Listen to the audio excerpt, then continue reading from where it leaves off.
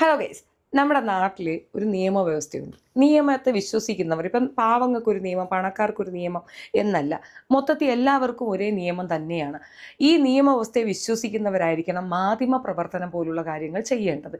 കാരണം മീഡിയ എന്ന് പറയുന്നത് ഒരു ജനാധിപത്യ രാജ്യത്തിൻ്റെ നാലാം തൂണാണെന്ന് പറയും. മൂന്നാം തൂണോ നാലാം തൂണോ എന്ത് തന്നെയായാലും തൂണ് തന്നെയാണത്. അപ്പോൾ ആ പറയുന്ന സംഗതി നടത്തുന്നവർ, ഇപ്പോൾ ഒരു മീഡിയ പേഴ്സൺ എന്ന നിലയിൽ ഒരു വ്യക്തി ചെയ്യേണ്ട ആദ്യത്തെ കാര്യം നിയമം പാലിക്കുക എന്നുള്ളതാണ്. നിയമലംഘനമല്ല, നിയമം പാലിക്കുക എന്നുള്ളതാണ്. അതൊരു സാമാന്യ ബോധമാണ്. നമ്മളൊരു പ്രവൃത്തിയിൽ ഏർപ്പെടുമ്പോൾ ആ പ്രവൃത്തി നന്മയുള്ളതായണമെങ്കിൽ മാത്രമേ നമുക്ക് അതുമായി മുൻപോട്ട് പോകാൻ പറ്റൂ. നമ്മളത് ഏറ്റവും വലിയ തിന്മ കാണിച്ചത് അടിച്ച് പാമ്പിരിയായിട്ടിരുന്നിട്ട് മദ്യപാനത്തിനെതിരെ സംസാരിച്ചിട്ട് കാര്യമില്ല. ഇപ്പോൾ ടിനി ടോമിനെയൊക്കെ പോലുള്ള ഒരു മയക്കുമരുന്നിനെതിരെ ഭയങ്കരമായിട്ട് പ്രക്ഷോഭം പുറപ്പെടുവിച്ച ആൾക്കാരാണ്. എന്നിട്ട് മകൻ മയക്കുമരുന്ന് കേസിൽ പ്രതിയാവുന്ന ഒരു സിനാരിയോ നമ്മൾ കണ്ടതാണ്. അപ്പോൾ ഇതൊക്കെയാണ് വിരോധാഭാസങ്ങൾ. അതാണ് നമ്മൾ ഇവിടെ പറയാൻ ആഗ്രഹിച്ചത്. ഞാൻ ഖാദർ കരിപ്പൊടിയുടെ കേസ് പറയുമ്പോൾ ഞാൻ മുമ്പേ പറയുന്നൊരു കാര്യം, അത് 4 വർഷം മുമ്പേ ഞാൻ പറയുന്നു, അയാൾ ക്രിമിനൽ കേസുകളിൽ പ്രതിയാണ്, ഒരുപാട് കേസുകൾ അയാളുടെ പുറത്തുണ്ട് എന്ന്. ഒരാളും അത് വിശ്വസിക്കാൻ തയ്യാറാവുന്നില്ല. അത് പിന്നെ എന്താ പറയണേ, ശത്രുക്കൾ പടച്ചുണ്ടാക്കുന്നതാണെന്നാണ് പറഞ്ഞത്. ഇപ്പോൾ റീസെൻ്റ്ലി ഒരു പയ്യനെ അടിച്ചു കൊല്ലാറാക്കി കൊണ്ടുവന്ന് ഹോസ്പിറ്റലിൽ ഇട്ടിട്ടുണ്ട്. ഇടിക്കട്ട വെച്ച് അവൻ്റെ മുഖത്തടിച്ചിരിക്കുകയാണ്. അവൻ്റെ കണ്ണ് പൊട്ടിപ്പോയി. അവൻ്റെ ദേഹത്ത് മുഴുക്കെ ചവിട്ടിയ പാട്, സ്വകാര്യ ഭാഗത്ത് വലിച്ചു പിടിച്ച് ചവിട്ടി കൊടുത്തിട്ടുണ്ട്. ഇവൻ അങ്ങനെ ഒരു ചവിട്ട് കിട്ടിയാൽ എങ്ങനെ ഉണ്ടാവും? ഇവിടെ ആൾക്കൂട്ടത്തിൽ 10-20 പേരൊക്കെ ചേർത്ത് നിർത്തിയിട്ട് ഒരാളെ തല്ലുന്നത് വലിയ മികവൊന്നുമല്ല. നീ തനിച്ച് തല്ലണമായിരുന്നു. അവന് നീ മാത്രമായിട്ട് തല്ലണമായിരുന്നു. എന്നാ നടന്നേനെ? ആ ചെറുക്കൻ ഒഴിഞ്ഞോടി രക്ഷപ്പെടാൻ നോക്കിയാണ്. അപ്പോൾ ഇത് ഞാൻ ഇന്നലെ വീഡിയോ ചെയ്തപ്പോൾ പലരും വന്ന് പറഞ്ഞത്, അത് ശത്രുക്കൾ പറഞ്ഞുണ്ടാക്കുന്ന നുണയാണ്, ഇതൊന്നും സത്യമല്ല. അപ്പോൾ സത്യമല്ല എന്ന് പറഞ്ഞ ഗോതമ്പുണ്ടകൾക്ക് വേണ്ടിയിട്ട് ഞാൻ അതിൻ്റെ കുറച്ച് വിഷ്വൽ ഇവിടെ വെക്കാം. ഇതിനകത്ത് വ്യക്തമായി ഖാദർ കരിപ്പൊടി പറയുന്നുണ്ട്, നിന്നെ ഞാൻ തട്ടും തട്ടും തട്ടും തട്ടും. കേൾക്കാം.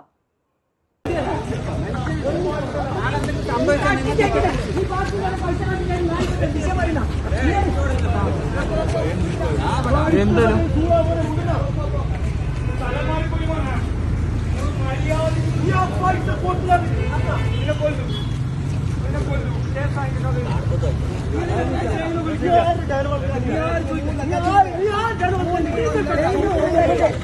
പൈസ ഉണ്ടല്ലേ?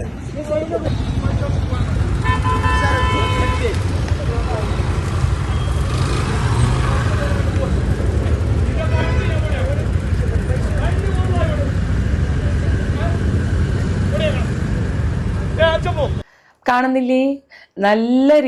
നല്ല രീതിയിൽ ആ പയ്യനെ ഓടിച്ചിട്ടടിക്കുകയാണ് ചെയ്യുന്നത്. പൈസ ഇടപാടായതുകൊണ്ടാണ് ആരും അതിനകത്ത് ഇടപെടുന്നില്ല. നാട്ടുകാർ തിരുവനന്തപുരത്ത് പൈസ ഇടപാടാന്ന് പറഞ്ഞാൽ ഒരുത്തനെ ഇങ്ങനെയിട്ട് തല്ലുന്നത് കണ്ടാൽ ഇടപെടും എന്നാണ് എൻ്റെ ഒരു വിശ്വാസം. തീർച്ചയായിട്ടും ഇടപെടണം. ഇങ്ങനെ ആൾക്കൂട്ടം ചേർന്ന് തല്ലിയാൽ അയാൾക്ക് എന്തെങ്കിലും സംഭവിച്ചാൽ ആര് സമാധാനം പറയും? അപ്പം പിന്നെ കോടതിയൊക്കെ അങ്ങ് പിരിച്ചുവിട്. കിക്ക് മാത്രമായിട്ട് നിൽക്കട്ടെ. കിക്കാണ് കോടതി, കിക്കണ്ണന്മാരാണ് ജഡ്ജിമാർ. യവന്മാരിരുന്നു കൊണ്ട് ഓരോരുത്തരെ വിധിക്കുന്നത് കണ്ടിട്ടില്ലേ? ഓരോ മനുഷ്യരെ എടുത്തു വെച്ച് പറയുന്നത് കേട്ടിട്ടില്ലേ? ഇവനൊക്കെ എത്ര വലിയ ക്രിമിനലുകളാണെന്ന് ഇതിൽ നിന്ന് വ്യക്തമല്ലേ? അയാൾക്കും ഒരു കുടുംബം ഉള്ളതല്ലേ?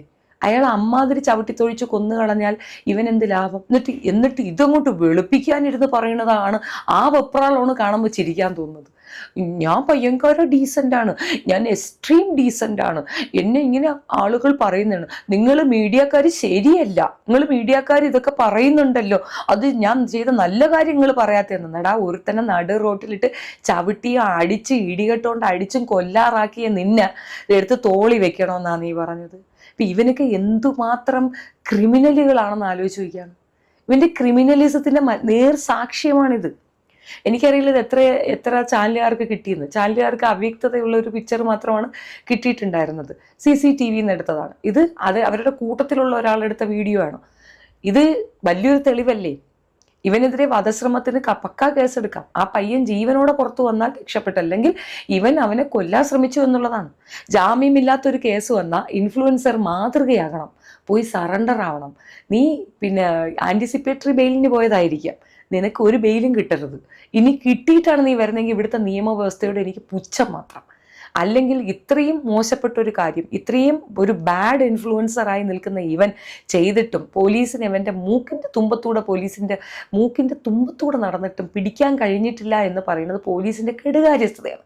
പോലീസ് വിൽക്കപ്പെട്ട ഒരു സാധനമായിട്ടാണ് എനിക്ക് മനസ്സിലാകുന്നത്. ഇപ്പോൾ ഹെൽനോ പാട്ടയെ കൈയോടെ പൊക്കി, അപ്പോൾ കള്ള് കുടിച്ചിട്ടുണ്ടെന്നറിയാം, റോഡ് സൈഡിൽ നിർത്തിയിട്ട് കള്ള് കുടിച്ചുകൊണ്ടിരിക്കുന്ന സ്ഥലത്താണ് പോലീസ് ഓടിക്കുന്നത്.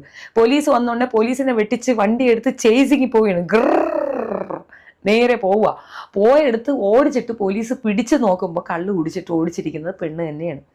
അങ്ങനെ ഓടിച്ച പെണ്ണിനെ പിടിച്ച് അറസ്റ്റ് ചെയ്ത് ജയിലിലിടുന്നതിന് പകരം ഫൈൻ എഴുതി കൊടുത്ത് വെറുതെ വിട്ടിരിക്കുന്നു. അപ്പോൾ ഇനി പാവങ്ങളെ ആരെങ്കിലും ഇതുപോലെ പിടിച്ചിട്ടാൽ നിങ്ങൾ പൊതുസമൂഹം ചെയ്യേണ്ടത് അവിടെ പോയി കുത്തിയിരിക്കണം. പാവങ്ങൾക്കൊരു നിയമം, ഇതുപോലുള്ള ഇൻഫ്ലുവൻസസ് എന്ന് പറഞ്ഞുകൊണ്ട് കിടക്കുന്ന കുറേ അമരാവതങ്ങൾക്ക് ഒരു നിയമം എന്നുള്ളതല്ല. ഇതൊരു പാവപ്പെട്ടവനാണ് ചെയ്തെങ്കിൽ വെറുതെ വിടുമോ? സാധാരണ ഒരു പയ്യനാണ് ഇത് ചെയ്തിരുന്നതെങ്കിൽ ഈ ഖാദർ കരിപ്പൊടിക്ക് കിട്ടിയ പ്രിവിലേജ് അവന് കിട്ടുമോ? എന്ത് തന്നെയാണെന്ന് പറഞ്ഞാലും ഇതൊന്നും ഇൻഫ്ലുവൻസിങ് അല്ല, ഇതൊക്കെ പക്ക ഫ്രോഡുലൻ്റ് ആണ്. വൃത്തികെട്ടവന്മാർ നിറഞ്ഞു നിൽക്കുന്ന ഒരു സമൂഹത്തിലാണ് നമ്മൾ ജീവിക്കുന്നത്. ഇപ്പോൾ ഞാനിത് ചെയ്യാൻ എടുത്തപ്പോഴും എൻ്റെ അമ്മ ഉൾപ്പെടെ പറഞ്ഞാണ്, മോളെ നീ തനിച്ചാണ്, നീ മാത്രമേ ഇത് ചെയ്യുന്നുള്ളൂ, വേറെ ആരും ചെയ്യുന്നില്ല, നിന്നെ തന്നെ അവൻ ടാർഗറ്റ് ചെയ്യും, നിന്റെ മക്കളെ അവൻ കൊല്ലും എന്നൊക്കെയാണ് പറയുന്നത്. എനിക്കറിയില്ല, ചിലപ്പോൾ സംഭവിക്കാം. പക്ഷേ എനിക്ക് ആത്മാഭിമാന ബോധമുണ്ട്, നട്ടലുണ്ട്. മാത്രവുമല്ല എനിക്ക് ഇത്തരത്തിലുള്ള ചെറ്റകളെ കൂട്ടുപിടിക്കാൻ സൗകര്യമില്ല. ഇവന്മാരെ പൊതുസമൂഹത്തിൻ്റെ മുമ്പിൽ തുറന്നു കാണിക്കുക എന്നുള്ളത് എൻ്റെ ഉത്തരവാദിത്തമായിട്ട് ഞാൻ വിചാരിക്കുന്നു. എൻ്റെ മതബോധം ഇങ്ങനെയുള്ളവന്മാരെ എൻ്റെ മതത്തിലുള്ളതെന്ന് പറഞ്ഞ് ചേർത്ത് പിടിക്കാൻ എനിക്ക് സൗകര്യമില്ല. എല്ലാ വിഷയങ്ങളും എടുത്ത് അപഗ്രഥിച്ച് പറയുന്ന ഇസ്ലാം ടീം അംഗങ്ങളായിട്ടുള്ള കുറേ ഉസ്തൂക്കളുണ്ട്. അത് അപ്പുറത്ത് ഹിന്ദു മതവിശ്വാസികൾ എന്തെങ്കിലും ഒന്ന് പറഞ്ഞാൽ, തീവ്ര വിശ്വാസികൾ RSS സംഘി വിശ്വാസ കേന്ദ്രങ്ങൾ എന്തെങ്കിലും പറഞ്ഞാൽ എടുത്തു വെച്ചിട്ട് കൊണാന്ന് പറയാനുണ്ടെങ്കിൽ സ്വന്തം വർഗത്തിൽപ്പെട്ട ഒരുത്തൻ ഇതുപോലെ വൃത്തികേട് കാണിച്ചാൽ അതും കൂടെ പറയാനുള്ള ബുദ്ധി ഉണ്ടാവണം, ബോധം ഉണ്ടാവണം. മനസ്സിലായോ? അതാണ് അഭിമാനം. അല്ലാതെ നിങ്ങളുടെ പക്ഷത്തുള്ള ഒരുത്തൻ വെറും ചെറ്റയാണെങ്കിൽ അവനെ ന്യായീകരിക്കാനായിട്ട് ഇമാതിരി മൗനം ഭജിക്കുന്നതും ഒരു തെറ്റ് തന്നെയാണ്. ഞാൻ ഇത് പറഞ്ഞുകൊണ്ടേയിരിക്കും, അവനെ പിടിക്കുന്നിടം വരെ ഞാൻ പറഞ്ഞുകൊണ്ടിരിക്കും. എനിക്കൊരു പ്രതീക്ഷയില്ല. കാരണം ഇവൻ കാണേണ്ടവരെയൊക്കെ കാണേണ്ട രീതിയിൽ പോയി പൈസ കൊടുത്ത് ഒതുക്കും. പണം വെച്ചാണ് ഇവിടെ ജീവിക്കുന്നത്. രാജ്യത്തിൻ്റെ നിയമവ്യവസ്ഥ വിൽക്കപ്പെട്ടു എന്നാണ് മനസ്സിലാക്കുന്നത്. ഒരുത്തനെ പിടിക്കാൻ നിമിഷം കൊണ്ട് സാധിക്കും പോലീസ് വിചാരിച്ചാൽ. അവൻ ഉപയോഗിച്ച മൊബൈല് അവൻ എവിടെ ഇരുന്നുകൊണ്ട് ആ വീഡിയോ അപ്ലോഡ് ചെയ്തോ ആ പൊസിഷനിൽ അവനെ പിടിക്കാൻ പറ്റും. പോലീസ് വിചാരിച്ചാൽ നിമിഷം കൊണ്ട് പറ്റും. ഇവനെ ഇങ്ങനെ അഴിച്ചു വിടുന്ന ബാക്കിയുള്ളവരുടെ ജീവനും കൂടെ അപകടത്തിലാക്കൂലേ? ഇപ്പം ഞാൻ വീഡിയോ ചെയ്യുന്നു, എന്നെ അവൻ കൊല്ലത്തില്ലേ? ഇവൻ കൊല്ലുമെന്ന് പേടിച്ചിട്ടാ ബാക്കിയുള്ള കോഴകൾ ഇതെടുക്കാത്തത്, പേടിത്തൂരികൾ ഇതെടുക്കാത്തത്. ഇതെടുത്ത ലവന്മാർക്കറിയാം അവൻ വീട്ടിൽ കയറി തല്ലുമെന്ന്. അതായത് ഓൺലൈൻ ഗുണ്ടായിസം കൊണ്ട് നടക്കുന്ന ഉണ്ടയാണ് അവനെന്ന് ബാക്കി യൂട്യൂബേഴ്സിന് അറിയാം. അതുകൊണ്ടാണ് അവർ മിണ്ടാതിരിക്കുന്നത്. ആരെങ്കിലും ധൈര്യസമയത്ത് ഇത് എടുത്തിട്ടുണ്ടെങ്കിൽ അവർക്ക് അമ്പനെയും തുമ്പനെയും പേടിയില്ല, പടച്ചവനെ മാത്രമേ ഭയമുള്ളൂ എന്നുള്ളതാണ് അർത്ഥം.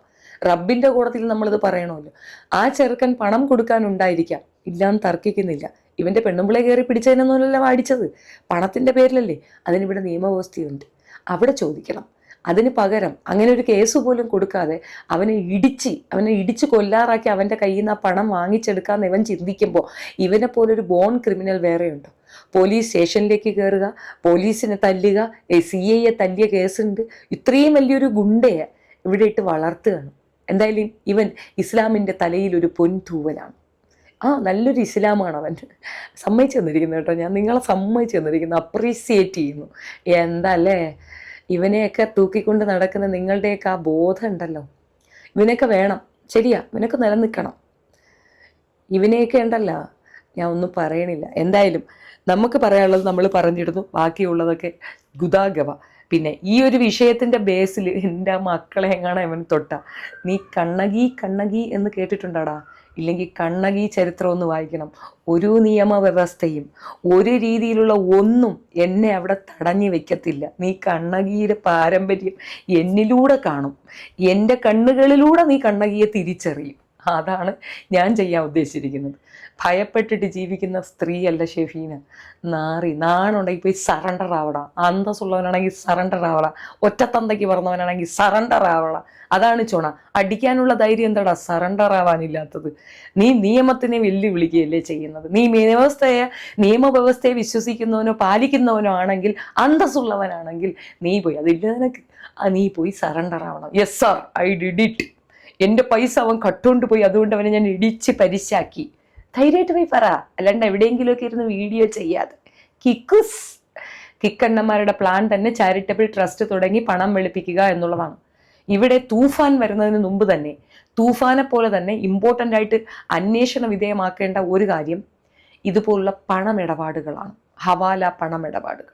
ബ്ലാക്കിനെ വൈറ്റ് ആക്കി കൊടുക്കുന്ന രാജ്യദ്രോഹികളുടെ നാടായി മാറിയിരിക്കുകയാണ് Kerala. That's it. Thank U.